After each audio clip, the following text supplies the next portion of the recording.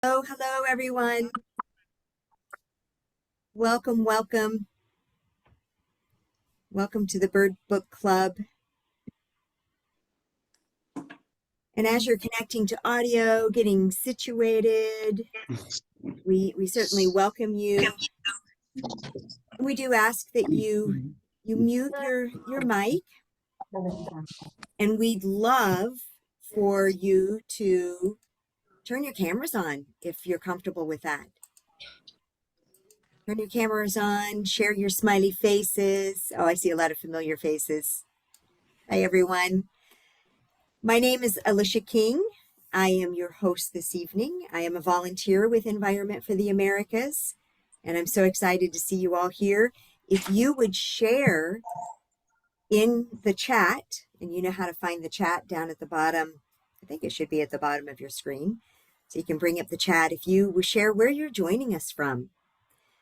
I am in Madison, Wisconsin, just recently moved. Well, I can't say that too much anymore. It's been a few months, but I've moved recently from Alaska, but I am now calling from Madison, Wisconsin. And my day job is with the Forest Service. I work in the Forest Products Laboratory in Madison, Wisconsin. So would love to know where you all are joining us from. And hello again and welcome. Oh, we're all over the place. LA, South Carolina, Louisiana, Virginia, New Jersey, Colorado. All right, so, and again, feel free to turn your cameras on, just keep your mics muted. And we would love for you, as we progress through this evening's Bird Book Club, go ahead and put your questions or your thoughts or your ideas into the chat. I'll call on you, ask you to unmute and join us if you'd like to, or if you want, I'm happy to ask your questions for you. So I do want to go ahead and get started. I just want to give a brief overview of Environment for the Americas, in case you're not familiar with Environment for the Americas. And so let me share my screen, and if technology works, I'll be able to advance my slides. So again, welcome to the Bird Book Club. We're Environment for the Americas, and we connect diverse people to nature and bird conservation. And we work together to unify those voices, all of our voices for birds and their conservation. And that's the important part of this, is everybody's voice for birds and for their conversations. And we do this in a variety of methods. We attend a lot of conferences. We collect a lot of data. We collect data at the local level, regional level, national level, and global level. We work with communities to do local surveys and teach people how to do surveys and how to participate in bird counts and learning more about the birds in their area. We attend a lot of conferences. We attend conferences globally. And that's an important part of the work that we do, to network with partners and engage with people who are doing a lot of conservation work at the local level as well as national and global level. And then we create a lot of educational materials and do a lot of community outreach. And so that outreach is really important. We don't see any PowerPoint. Oh, interesting. What do you see? Do you see anything? Nothing. That interesting. Well, my apologies. Let's see if I can push the right button. How's that? Perfect. Thank you. Sorry. Sorry. Thank you, Daisy. I appreciate that. So we do a lot of outreach, and we create a lot of educational materials. We create materials in different languages so that we can reach different communities. And then we also do a lot of internships. So we work with the National Park Service, with the Forest Service, and other organizations for paid internships that allow young people in college, just out of college, to be able to work with us and other organizations on bird conservation. And I'm going to just go back one slide. Just there's smiley faces working together for bird conservation. And one of the major things that we do is work on World Migratory Bird Day. And one of the things I like to say is that World Migratory Bird Day is any day that you want it to be. While we tend to celebrate it the second Saturday in May, it's really every day, and any day that anybody wants to plan any kind of celebration. We work with partners.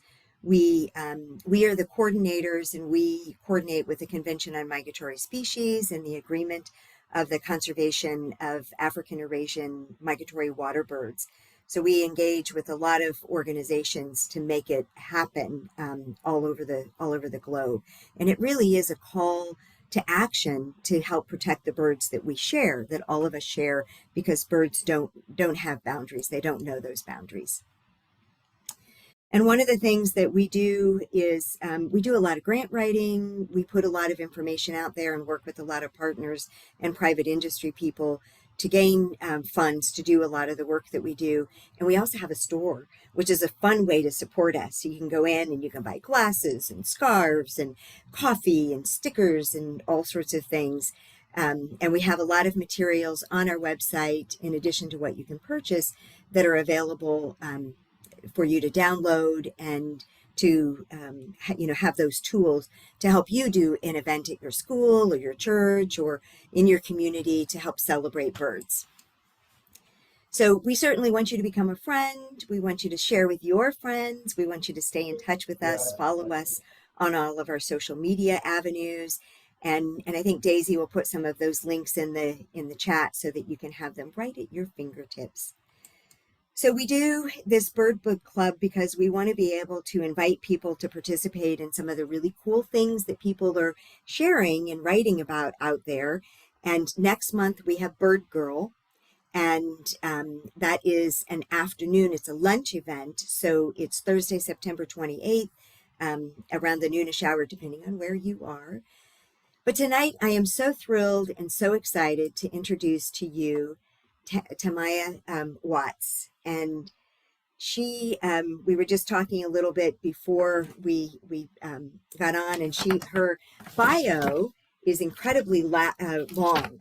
And so I wanted to just do a brief overview of her. But first, I am going to stop sharing my screen, if my technology will work for me. There we go. And we are real excited to have her with us this evening. As I was reading her book, so much of it resonated with me. And I'm really glad to have this as a tool to share with folks. And I know that this is going to be on my Christmas list for making sure that the people I love have a copy of this. As a licensed marriage and family therapist and certified in mindfulness outdoor guide, she is an advocate for equitable accessibility of nature, health, and mental health. And I think that was one of the big things about this, is just recognizing that issue. We've all been through a lot, especially these last few years. And having a book like this just is such a welcome thing in our world. She does an awful lot of things and has for so many years just been devoted to people and communities in need. And I think that has really come out in this particular book, Keep Looking Up.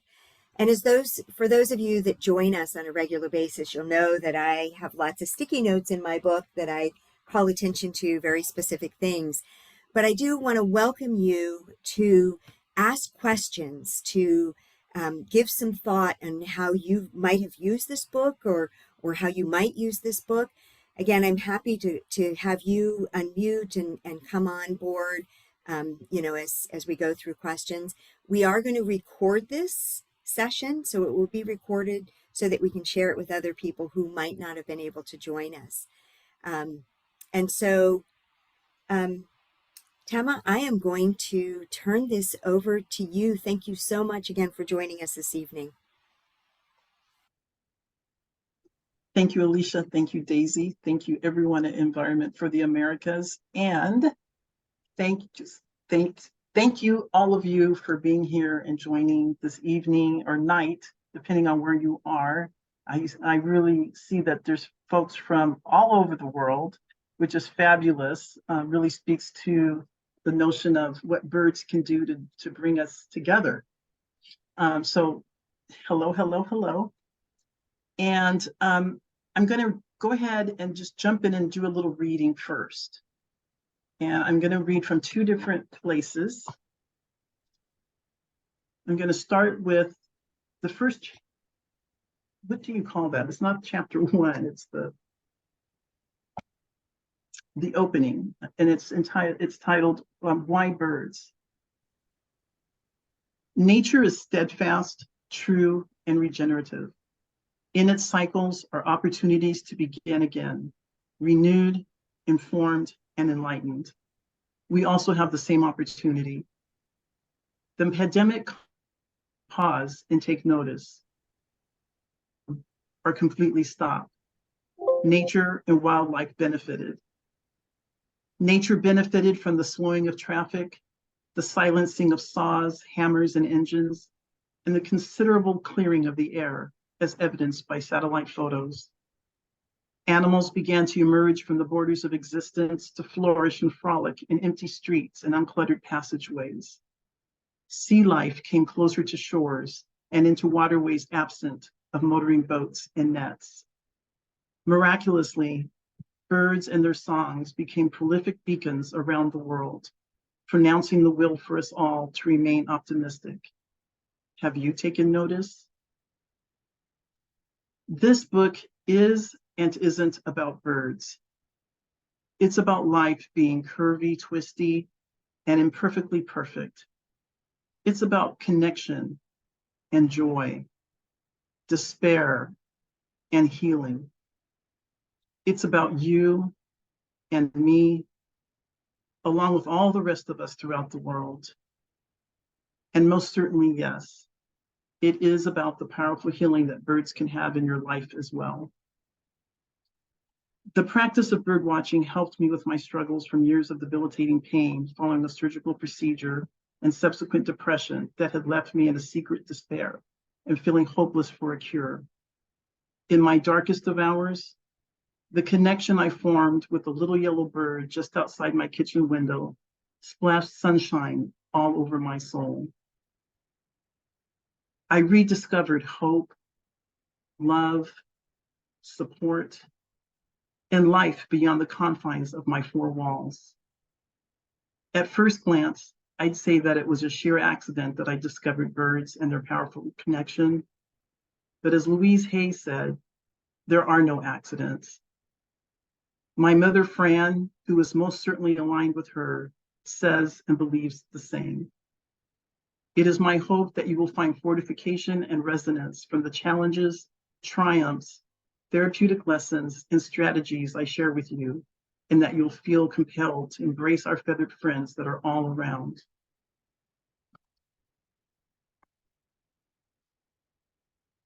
And then I'm going to read a little bit from,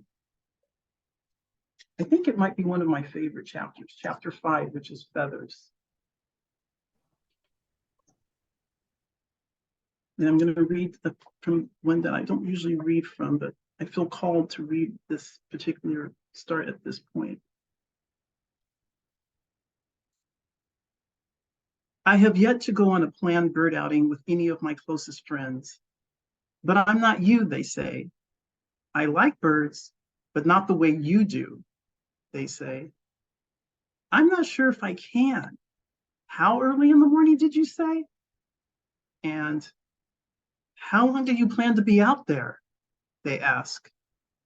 Let me get back to you, they promise. We've known one another for a very long time beyond our marriages and long-term relationships, births, guardianships, and deaths, and life's many challenges and many more celebrations. And so I know they don't want to disappoint me. At the same time, they have no intentions, the key word being intentions, of going out to specifically watch birds. No matter how many times I ask, coerce, or highlight the benefits, they ain't going. I have no plans of ever giving up the hope that someday they will change their minds, though. And if you happen upon similar hesitance, neither should you. Their lack of interest in birds encourages me to point out one when we're out and about, and they cup their hand above their brow to shield the sun for a better view. I am encouraged by these same friends and some family members too, who live in different parts of the country and have different careers and lives. All will reach out with a, "Hey, what kind of bird is this?" question, with an accompanying photo that they've gone to great effort to take and share. I am encouraged by these wonderful souls who have done so while on travel from as far as Egypt along the Nile, while hiking a desert trail, from a game preserve in East Africa, and from the gardens and shores of Hawaii, or who ask about some bird they've seen in some news article or happen to hear mentioned in conversation. I am encouraged by the bird feeders they hang and the dishes of water they replenish each evening in their yards. I am encouraged by seeing them set back in place toppled nests with such care, and the various birds they have come to routinely notice. And I am encouraged by their willingness to listen to my far too long descriptions of birds that I've seen and facts about a particular species, reinforced by their thoughtfully curated cards, blankets, jewelry, mugs, art, and books gifted to me along the way. Thank you, family and friends. Thank you. Thank you. You guys feel free to use emojis if you want to use emojis.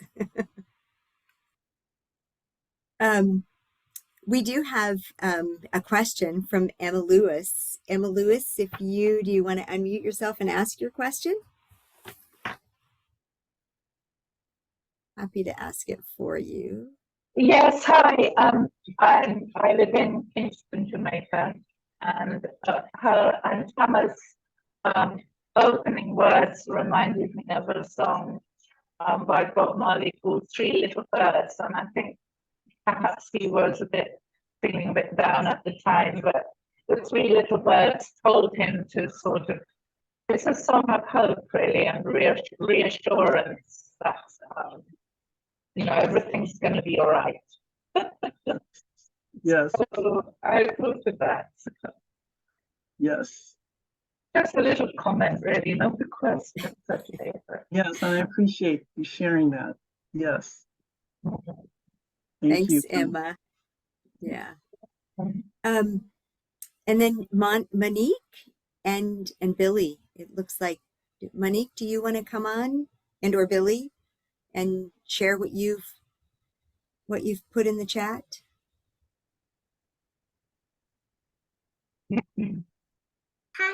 Hi, my name is Billy. I'm 8 years old, and I have a question. Have you ever seen an elf owl? Oh, thank you for your question. I have seen only pictures, not one in the wild. I have not yet. Have you? No. What is it about an elf owl that you're interested in? What's your interest?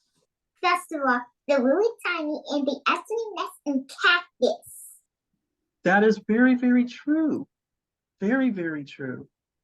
Yeah. Yes. And also once I heard a squeak owl.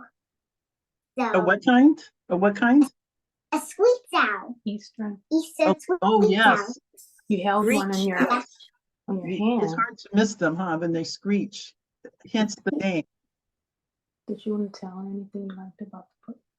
And I really like the book, especially like the words you chose. Thank you so very much. I really appreciate that, and I really appreciate you being here.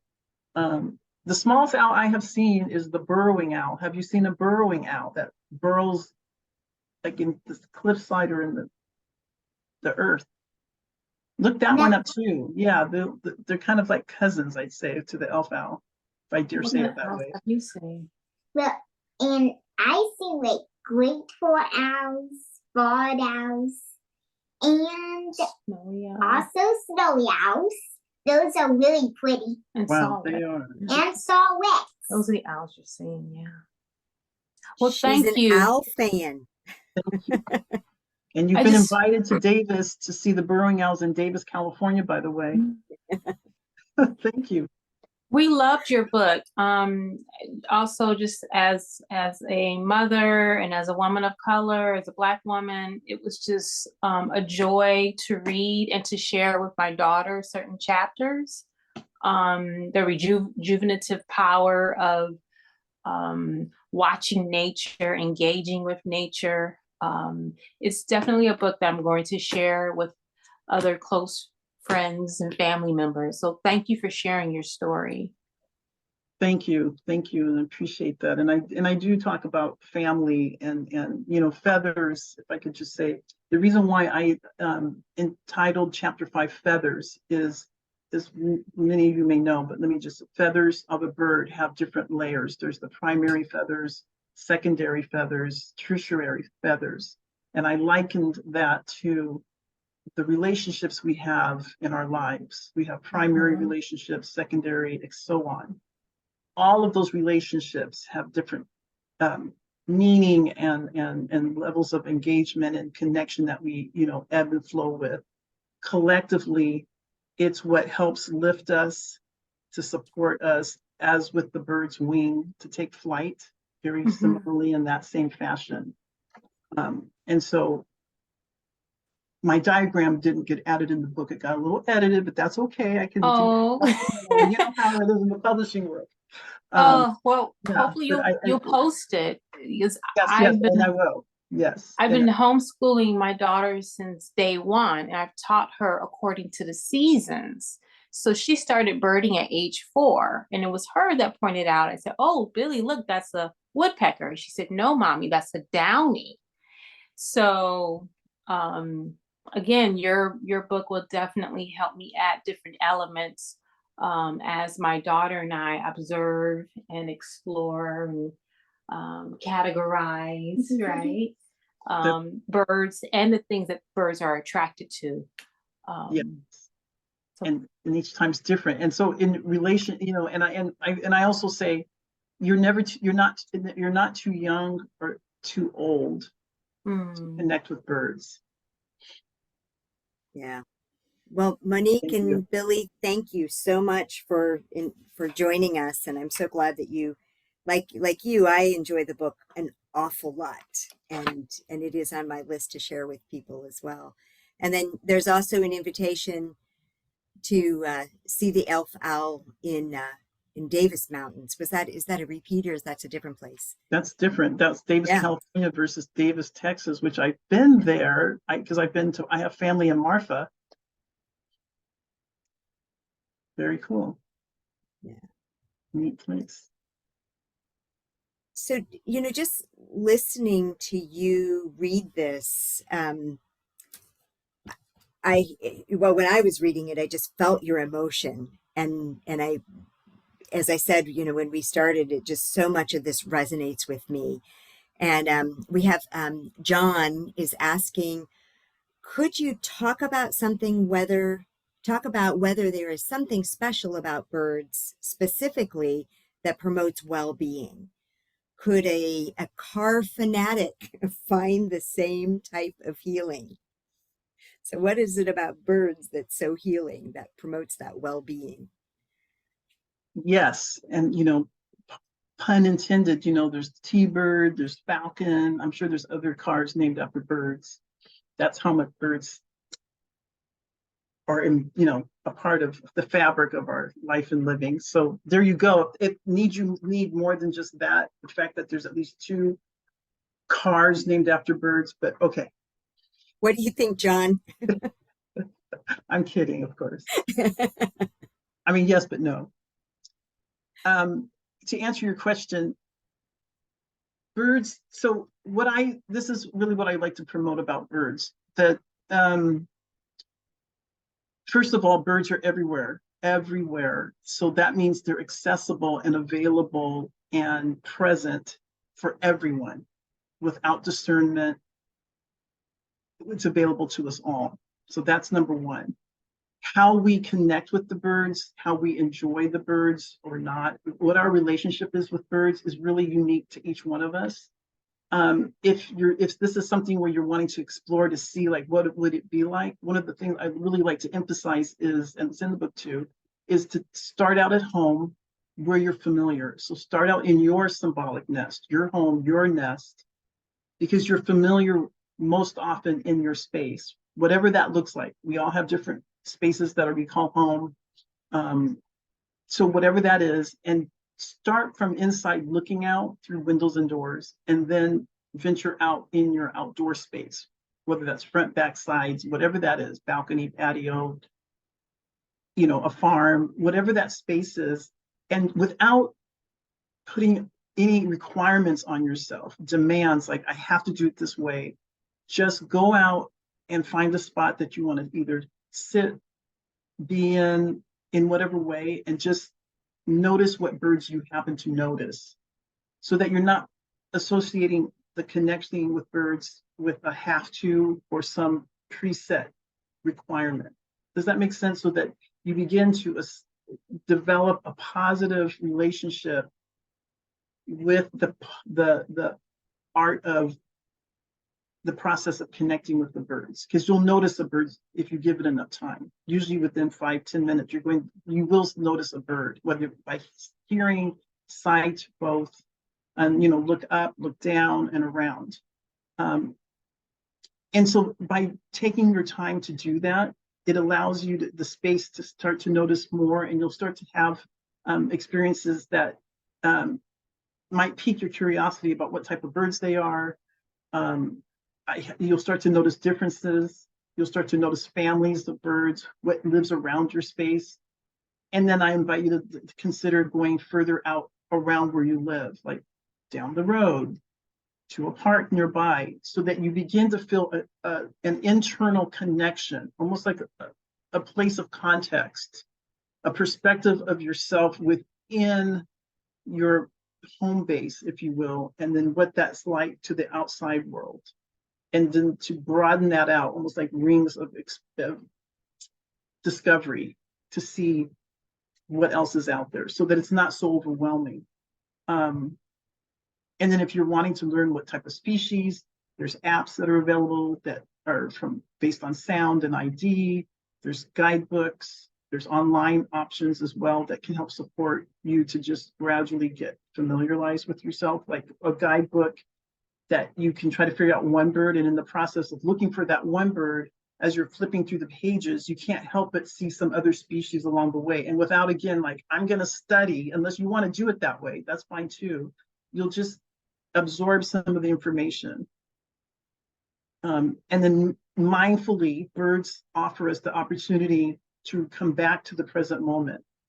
Oftentimes, and I talk about this in the mental health chapter, which is Keep Looking Up is the name of that chapter. Depression and anxiety are two of the most commonly experienced mental health conditions around the world. Billions of people experience that. And so, hundreds of millions experience that. 1 in 6 children, 1 in 5 adults. That was as of last year's statistics, so that's current. And so when we step back and recognize that there's many of us that have passages and paths in our lives, it offers us the opportunity to connect with birds in a way that allows us to come in the present moment and not worry about what's to come ahead, or worry about the past, which can really breed a lot of anxiety and can deepen symptoms of depression. And so that's the key with birds. They can bring you in a mindful present moment state. And if you begin, and that doesn't mean that you don't have thoughts, and that doesn't mean that you don't notice other things around, but the bird can serve as your guide to coming back to the present, and then take notice about how you feel. So I also like to suggest, if you're gonna, with intention, go out and say, I'm gonna start noticing birds, just kind of check in with yourself. How do I feel right now? Before you do it, just do a little self-check, like, how do I feel? Am I tired? Am I sad? Am I, stressed? It's been a rough day. And then spend a few minutes in the way that I just described, whether inside or out. And then check back with yourself afterwards, after you've noticed the birds for a bit. Now, how do you feel? That's a great way to kind of do your own self mini assessment too. I hope that was helpful. And, I have the book is through Hay House. So Hay House has Empower You app. And I have 2 meditations that are on the Empower You that are specifically for birds, that are adapted from the one that's in chapter 3, which is Soar, mindfulness meditation with birds. So it's done to be paced out so that you can actually, I offer you, I'm the guide as you're going through the meditation, and you hear it in real time. Now, my kids and friends say that my voice will put you to sleep sometimes. So if you need to go to sleep, that's another option to you. It's very Might not be a bad thing sometimes, especially if you're up early birding in the morning. Right. So what do you think about this car fanatic, this question, birding by car? I mean, one could take a different car out every day and go birding. And look for that species based on the name of the type of car. There you go. That could be quite the journey. I mean, you may not come back for a good long while. But yeah, and that's, so let me just, to address that though. You can bird, this is the other thing. And this is, if you read my book, you'll hear like the different stories about that. And we're really moving away in the birding world from saying that birding can only be a certain way. Well, some of it, number of people. You can bird any way you want. Like, in the end, who says it has to be only a certain way? Granted, there's certain colors that would signal to a bird, that they should go more on guard. But I always say that birds really do accept us as we are, how we show up. They will accept us. Now, you might go out in your yard or in your space, and if your energy is bold and here I am, they may take flight. It's not that they're necessarily a negative thing. It's just, take that as information. Like, could you step back? Could you practice another time going out in your space quietly, or in a different way, and see what happens? I try to practice that with the doves. I'll try to step out, or the finches, and they won't fly off if I take gentle, slower steps, and they get to know you, for example. I think I lost my train of thought a little bit. It's so great listening to you, though. Just tell your stories. I love it. Oh, I know. Okay, about the birding by car. So that's all that to say, if you're in your car and you want to pull over, which I can attest that I have done many a time, and gotten some great shots, as well as videos, especially of the ospreys, really cool. You can do that. And there are places in parks that offer drive-through birding loops. There's one, I know, there's several across the country. So that's becoming more of an option, as well as there's considerations for how folks can engage with birding, which means all forms of it, listening with eyes, as in watching, being out there, because not everyone has sight. Maybe not everyone can hear, but you can still connect with birds. And so there's paths that are more accessible, through birdability and other aspects to support being able to have access to spaces and being in the space in the way that your capacity is. And one of those is, maybe you can't be out of your car, but you can drive and spend a few minutes along the way. Thank you for that. We have a comment. Unfortunately, somebody has to leave us. Patty's leaving us. She's going to hop in her car and go someplace, but she wanted to hear as much as possible before she left. And she says, thank you. It's been very enjoyable. And then Patsy, you put a comment in about Rachel Carson and Silent Spring, her book Silent Spring, and then that kind of human nature. Patsy, do you want to come on and talk about that a little bit, or what are you thinking there? Is it enough that we read the I just comment? I just wanted to put that in there because it really touched it. It was a revolution because the fear or the scare of losing birdsong because of our actions moved the conservation movement forward. And evidently it's pretty close to our DNA because people really do relate to birds in many different, as you pointed out, Tammah. Doesn't matter how you do it, how you relate, as long as you do relate. And so I just wanted to put that thought in there. Yes, I agree. Maybe you could put in the link with the Rachel Carson. I don't know if everyone's familiar with Rachel Carson. There's some famous passages. Very powerful. And there's a lot of comments about cars, how they make great blinds, make a great moving blind, and then scopes that have been adapted to windows for cars. So that, John, you started a trend there with the whole car thing. True, that is true. And sometimes that's what makes birding more accessible for somebody. You know, perhaps they're not up to walking, or, you know, perhaps they have a family full of kids and it's a bit much to, you know, take them out on a trail. And so, as Tammah says, it's how you want a bird. And you do such a great job in your book of laying out. I love these. I don't want to tear up my book, but I wanted to kind of tear out the workbook pages. I mean, you know, the thoughtfulness that you've put behind these, the starter toolkit and the exercise prompts.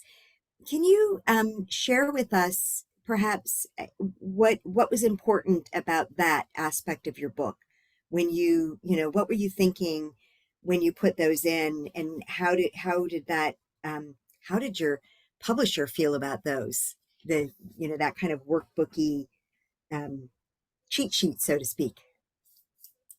Thank you for that question. Yeah, I really had a vision about this book, like what it would be, and because there's wonderful guidebooks and there's wonderful other books, and I really wanted something that I wanted to have a book that allowed for the story, my story, as a way to also to offer connection with the reader about their life and their story. So, it was really important to me to include, well, first of all, for my just congruence for my person, for my capital S self. I don't know how not to just, this is who I am. This is how, at my age now, you know, that's just how it is, you know. So, and so that was important. And so that included, and it was very difficult for me what made the book very difficult for me to write was telling my stories. But I felt propelled to do so because I know that I was not the only one that was experiencing this. And like I say in the book, you know, me being a mental health clinician, a psychotherapist, did not inoculate me from depression, anxiety, stress, loss, grief, the loss of the life I once knew, for example, before being injured, etc. And I felt that was critical. And so that's what then led me to think about, for the reader, what would offer support and a process of introspection that was gradual and intentional on my part, but would be inviting and allow for space for the reader to take time with those exercises and to be able to come back to them time and time again when and if they would like to. So that also took quite a bit of time for me to work through that. Like, I created those assessments. And again, I'm drawing off my as being a therapist, that helped inform me about doing it and trying to do it in a way that I also was trying to be mindful of everyone's capacity, identities as well, so that there was it was diverse and would be applicable to all kinds of life and living experiences. And so with the publisher, I really talked about the story. Like, chapter 1 story is long, and normally so far there's not it's different than a lot of the other bird books, because I really wanted the texture of my mother, Fran, and I refer to my mother both as my mother and as Fran with intention, and it's not to be, and I hope it reads appropriately for you all and other readers, that it's an honoring for my mother. When I say Fran, it's because she can be bold, and she was just always a woman ahead of her time. I mean, she left home at 14 years of age and traveled to different parts of the world, and was wearing Levi's in the 40s, and helped women from prison. And we were, and I was a part of some of that, and helping build churches, with, and building the farm. And so the farm, the story about the farm and the chickens and all that was part of that journey of Fran's with her 2 children. And so I wanted that in there. I wanted that to understand what the basis of this book was about. It's about our lives, the power of our story, the moment to moments that when we set back and look, such richness and such honoring that can come forth from that. And throughout that was the constant of birds showing up, except for when I wasn't taking note. And that's part of my story as well. So I had some conversations with my editor over time about that. And not all the stories are in, some of the stories I acquiesced in. Bird Brain, that chapter is not in the book because it was very scientific. And that was fine, because I love the rest of, all the rest is, I'm happy with the book in that way. In the way that I came with the chapters of the book, I had gone to Cuba in 2019 with my husband to celebrate his birthday. And when I came back, I was inspired by a little dog. And I wanted to write a children's book. And I looked up, Hay House was having a writer's workshop in Houston. I have a friend since high school that had lived there for a few years. I hadn't visited. So I thought I would spend time with her and then go to the weekend Hay House writer's workshop. And so I did. And while the first day, Reed Tracy, who is the CEO of Hay House, he said, write what you're passionate about. And at lunch, I didn't go with any other people. Something just said, just go by yourself, take the time, and just be. I just needed to be in my own self. I have to go in myself sometimes, just to stay regulated. And so I went to lunch by myself, and I'm sitting there, and I'm like, I'm passionate about birds. That's what I'm passionate about. They've helped me. I've healed. I drive everyone crazy talking about birds all the time. That's why I'm here. I'm supposed to be sharing my story about the process of how I healed with the birds. And it was through that I sat with a yellow tablet, and I just started writing bird watching at home, bird watching in the community, health, mental health, relationships. It was just this experience during lunch that I captured. And that was the guidepost for me to then work and create the chapters for the proposal. And I was then able to submit the proposal as having attended the workshops. They select one grand prize winner to have a contract without having an agent, because normally with Hay House, you do have to have an agent. And mine was selected by the editors, selected mine as the grand prize winner. That is how the book came forward. And since then, that is why I know, like, the birds are beyond me. The birds, I don't feel like the book, I felt like I was a vessel to write this book. Since I was a very small child, my mother has always said that I'm a writer. Since 5, 6 years old, I would write, and she's like, you're a writer. And so every Saturday I would spend, some had Spanish lessons, some had, school they would go to, or piano lessons. I had writing lessons, and my mother would edit, and hours. It was painful, but I believed her about being a writer. And so I wrote this book, but I feel like it's everyone's book, because the connections I have made, the friends that I have made, the healing, the birdiness, it's beyond what I can imagine. And it's through this process, and it's because of the birds. So when I say that birds transcend time and place, it goes to our ancestors cellularly, like you said, in our cells. We know that being on the land, being connected to earth, and being connected to the birds, which is rich in our cultures, it celebrates us, it honors us, it helps us heal. We care for the earth because we care for the birds. It's a reciprocal process. And so that's what I can say about the process of writing this book and what it means. I don't even know if I can put it all into words, but like I see friends now that I went to Costa Rica with just 3 weeks ago. Without the birds, I would not have met them. I assure you. Oh, thank you. It's writing books is a process, and I know that when I wrote one of my books, that I had to deal with the editors, and but I want that picture to be in there. Oh, well, we don't want that picture to be in there. Or, oh no, that doesn't really work in there. And it's like, but no, really it does work in there. You've got a lot of support comments in the chat here. Passion is everything. Emma Lewis shares with us. And then there is a question, and I have to admit I had the same question when I heard you mentioned your chapter. So Denise Hoffner asks, for the nerdy among us, and I'm sure there's plenty of us nerdy ones, if the bird brain chapter, is the bird brain chapter published in an essay somewhere or available somehow? It's just, I don't know why it didn't dawn on me.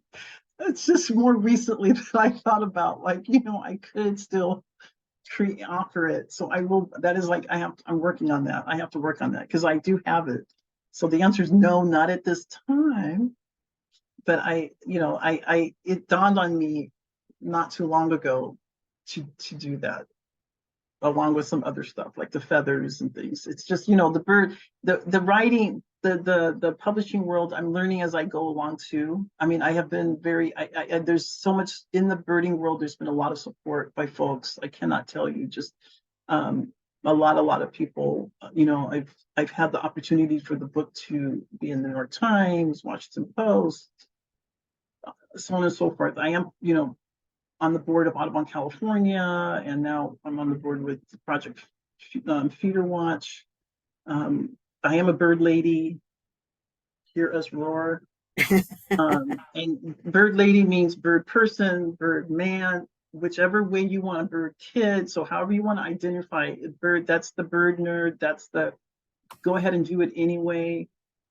Fried green tomatoes, if you will. That's the whole essence about the bird lady. So I make sure I wear something bird related every day. And part of it is to really honor birds, but it's also about, yeah, I like birds. I'm a nerd and I like birds, and they're cool and they're awesome. And you need to too. If you don't, at least see my joy and, welcome. So that's that part. Yeah, you've got lots of love to read that chapter, passion. The book is what it's meant to be and very appreciated. And then Maggie Sullivan is, I don't see Maggie Sullivan, but she's asking, what app has your meditation you mentioned? So there are a variety of apps, as you know, out there that, that have meditation. Is your meditation anywhere in particular? Yes. So right now I have two. They're through Hay House. I'll put it in the chat. It's Hay House. Their app is called Empower You. Thank you for that. Talking about empowering you, that's one of the things I really took away from your book, was that empowerment and that ability to go at any level. And we chatted about this a little bit before we got officially started, but you talk about bird watching is a practice, and doing it regularly helps to keep, to reap the most benefits, to keep it regular. And that's with anything. And as a yoga teacher, I find that with my yoga practice, practice. And it's not not something that, you know, is a, okay, you know, I've done it and I'm done, or, you know, I passed the class, or I passed the quiz. And one of the things that you mentioned is that it really is an effective strategy for addressing those and maintaining those mental health, you know, issues that so many of us do have.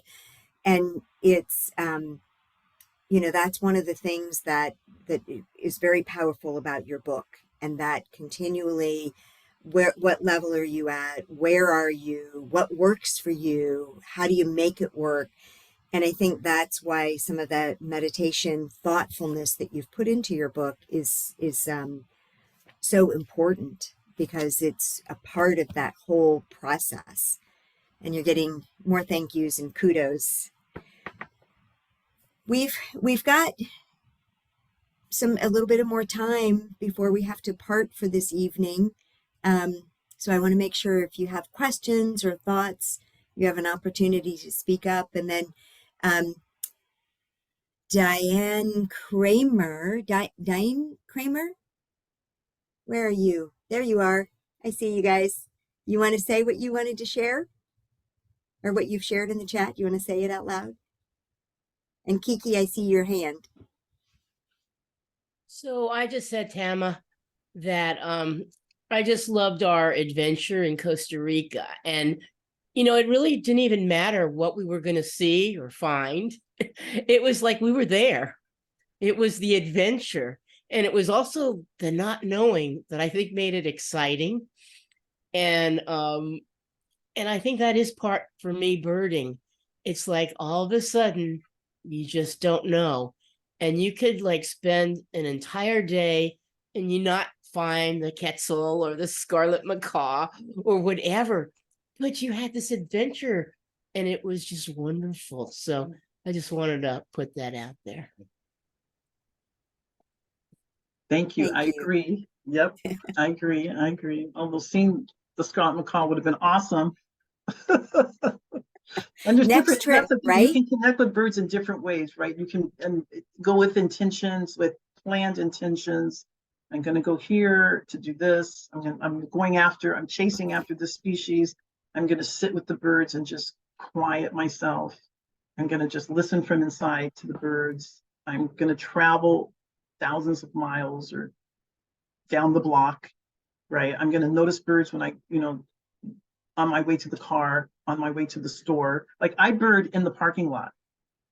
Hello, there's trees, there's a lot of species there if you slow down. So you can bird along the way. And so that's what I also like to say. You say one more Yeah, we thing? say that's the parking lot effect.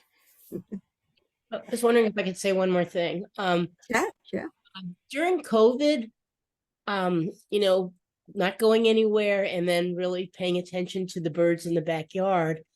And I, you know, heard the sound that was some type of a woodpecker or something and started looking it up. And I actually witnessed for a whole year a pair of Nuttall woodpeckers that found their home, built it, had their babies, and saw the babies born and leave.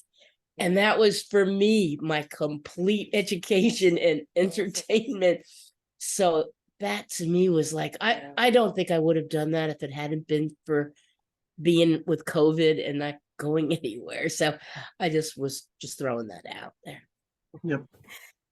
Yeah, thank you. And we've got a bunch of people. Well, some people are saying thank you so much, and having to head out for various reasons. And Lenora, thank you so much. And yes, you just need to start. Get the book and start. And Kiki, did we lose Kiki? No, she's there. I see her. And can I just real quick too, I don't know Hey, where to I'm start. here. Yeah, I don't know where to start. You know, the book will help you with that so that you can feel okay, because I had the same experience. Like, where do you go? What do you do? There is a community. There's all kinds of communities based on your interest, your identity, your ethnicity. Across, you can be more than a part of more than one. And maybe you want to wait and start at home first, or there's conservation area, chapters around different birding organizations too. Instagram Thank too, you. I dare say. Yeah. Just Lots follow me of on lots of Instagram. great Yeah. resources. Sorry, thank you. Hey, And good luck. Tammah. Thank you so much for this wonderful book. I really enjoyed listening to it. I always get a kick when the author reads his or her work, and it's 4 hours. And it was because I only heard about this meeting on Tuesday. It popped up on my Instagram feed, and I'm like, I have to go. So I think I'm on end of chapter 5. So far it's been really enlightening, and I like the information you gave about the studies where they said that the birding is actually most beneficial in the afternoon at 4:15. I was pretty shocked about that because it's so difficult at the end of the day to get people to go out and do self-care. I have more luck encouraging them to go in the morning before the day starts. And so I was just interested about that study. Where did they like do that study? And that's so interesting because 4:15 is, even in the States, I think you don't finish till 5 o'clock, right? Isn't it 9 to 5 in America, the work day? It is, and it is and it's in the afternoon. And that study was done in the UK, and it is true That's that they said, why. yeah, and so Okay, because 8 to 4. So Grenada is like the UK. Our work day is 8 to 4. So that's why the 4:15. Because I was like, oh, I see. It was a British study. Okay. Yeah. That's And so amazing, anytime in though. the afternoon they have found, and the more birds, the better. You don't have to know the species, but spending time with birds in the afternoon showed a more marked reduction in sense of reduction of stress, depression, anxiety, and a sense of belonging because you're in an outdoor space. So the greener, the better, the bluer, the better, meaning blue, meaning waterways, etc. Right. That's But amazing. spending time with birds, there's a lot of research that came, as Diane referenced, through COVID and now ongoing about the benefits of bird song, spending time with birds to reduce these symptoms, to boost your energy levels, your creativity. Yeah, so probably your endorphins too. Right. And part of it is spending, if you're in nature, it's the forest bathing effect as well. Yes. But So specifically thank you so birds, they have research now that's coming for birds. That's great. I'm a real bird nerd, and I have to like tell myself in the morning, if I have 45 minutes to do my walk, I have to say, look, I am not going to stop and look. I'm just going to focus and walk. I can hear them, but I'm not going to stop, because if I stop, it just doubles the length of my walk. But I really appreciate your book, and I look forward to reading the bird brain chapter, hopefully whenever you plan to have it as an offering for us. Thanks again. Thank you. Yes, I'm working on the building community. I do work 2 days a week as a counselor for college students, and I don't always go birding alone. Someone's asking me. I do all kinds of birding. So I do every day. I bird, if you want to say alone, because I start at home. I bird outdoors as the sun rises. I do my gratitudes. I do meditation every morning. Sometimes it's in the front on a porch, or it's in my backyard. That's in it, and it can start when I first wake up. That's just a given. So I'm always birding, actually. But I'm involved with Audubon. I go on outings with different chapters. I have a chapter that I'm a member of. That's my home base. And there's 2. So I go to different outings, travel. And then I do sometimes what's called birding pop-ups, which more recently has happened. So if you follow me on Instagram, I think that's where I tend to spend a lot of time. We do pop-ups with people that visit, and then we'll go out. I'm in San Diego County, which has some of the largest number of species that come through our Pacific Flyway. But we connect with people who are on all around, like some of you I recognize, like Kiki and others that are on Instagram. It's a great community in that way. So we even do sometimes virtual birding, and I've done mindfulness connecting with birds called Mindful Outdoor Experiences with Audubon, as well as myself virtually. I've done that with college students, me in San Diego, them in Louisiana, etc. So, as well as in person. So there's different ways to do birding, and I do them all. I go chasing sometimes after a certain species. So it's just how you feel. Thank you so much for being here this evening with us, and thank you all for joining us in the Bird Book Club this month. And yeah, I'm thrilled to hear you, to know more about you, and to hear what people are interested in. And thank you so much for introducing this to us and having it available for us. So thank you again, everybody, for joining us. We will see you next month in the Bird Book Club. And thanks to Daisy for making all of this happen. And we're honored. I am honored to be here with you this evening. So thank you again. It's been my honor. Thank you, EFTA. I've got my hat and my shirt. I love it. Waters this year. Great. Thank you. Good night, everyone. Thank you. See you. I'm on Tammah Watts on Instagram, tammahwatts.com. Keep looking up, keep on birding. Good night.